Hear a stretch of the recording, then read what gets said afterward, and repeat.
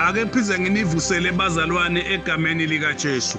Itolo singene esifundweni sethu lesithi to the angel of Thyatira la besithinze khona Revelations 2 sukela verse 18 siya ku 29 bese silapha ke khona la sithi khona kukhona la ebandleni la Kristu lesebangenwe esihlava sekulandzela tifundziso ta Jezebel seningenwe ngumoya wekwedukisa uthi Jezebel calls herself a prophet abeyilo Jezebel abelihlubuka leli mislead abantu abankulunkulu libafundzise tintfo leti wrong egameni lika Jesu wayethi bantu abangene ku sexual immorality akunenzaba njengoba ema Nicolaitans abekwenda nabo Balaam bebakwenda bafundise tintfo leti wrong bathi you have to eat food that is given to idols food prepared for idols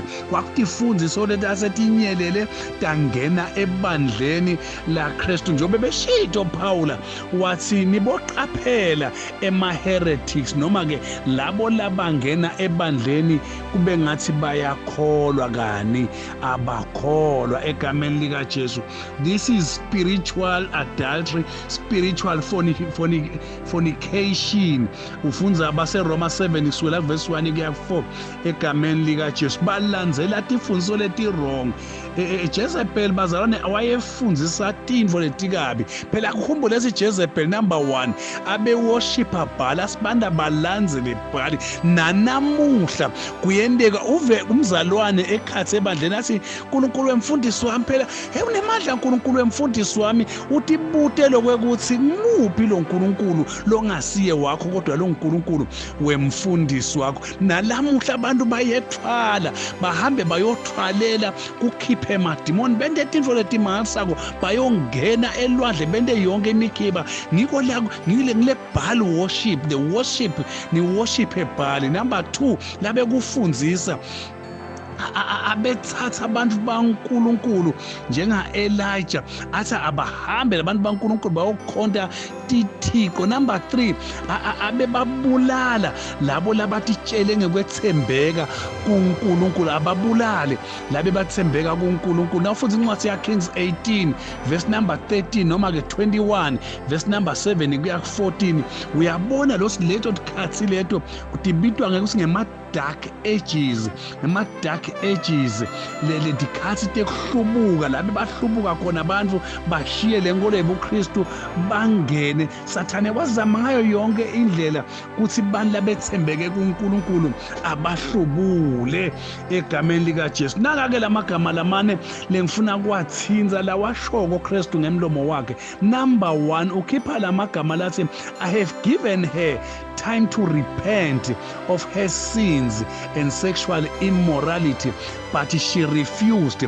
Lolo hlobo lwebazalwane uthi ngibanikile isithuba sekuthi baguquke baphenduke ekoneni kwabo nasebuthakathake but bayala egameni lika Jesu batitshela sibona batawusinziswa ngemisebenzi yetandla tabo ngalaba kwenda kani ku wrong akusiko kanjalo njengoba Martin Luther begqizelela ukuthi asisinziswa ngemisebenzi kecha igrace live la uNkulunkulu sengumusa ngoba nabe batshela ngoba senda kahle singangena ezulwini ngoba sine senda ukuthi sinikela kanjena senda kanjena sine sitawungena inswangu lokho uthi cha ile tifundiso dimbi leti ta Jezebel umusa waNkulunkulu lotawusingenisa ezulwini. Number 2 kufuna sivume ma weaknesses ethu la sibuthakathaka khona.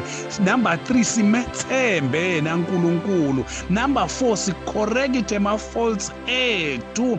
Number 5 siphilele Kristu ngayo yonke indlela yena lo wasithenga ngenani lelisetulu egameni lika Jesu. Naligama lesibili lelivelako nangifunza kule ncwadi yaseThyatira uthi I will cast her on the bed of suffering. Labahlubukako ndawubajijela embhedzeni wetinhlupho. Yilo mbhedze wetinhlupheko ebazalwane ukhuluma ngekugula. Uthi bonke labangamlaleli Kristu batawungenwa kugula, bangena ngema-pandemics, ndawuphosa ema-pandemics uNkulunkulu njengobe asethembisile. Vele-ke siyawabona lama-pandemics, bani bahlubuke uNkulunkulu and sekunekugula lesekukunengi lokuthelwe emhlabeni njengoba ethembisa athi I will cast her on a bed of suffering. Number 3, lokunye la kushoko uthi I will make those who make adultery with her suffer intensely unless they repent. Bonke labahamba naletifundiso taJezebeli tekweduka tekwenta noma into ekuphila impilo lembi ekhathe ebandleni ngaphandle nangabe baphenduka. Kodwa nabangaphenduki ndawudilisha nabo mpela.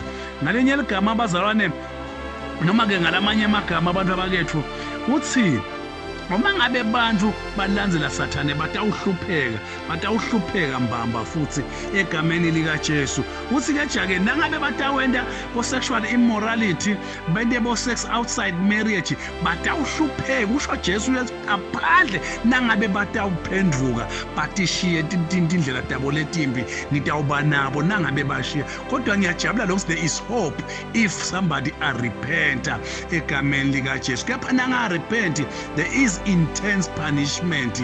There is intense punishment egameni likaJesu. Ngifuna sikunake lokho bazalwane, siguquke ngale kwaloko sitokhala uthi siyahlupheka.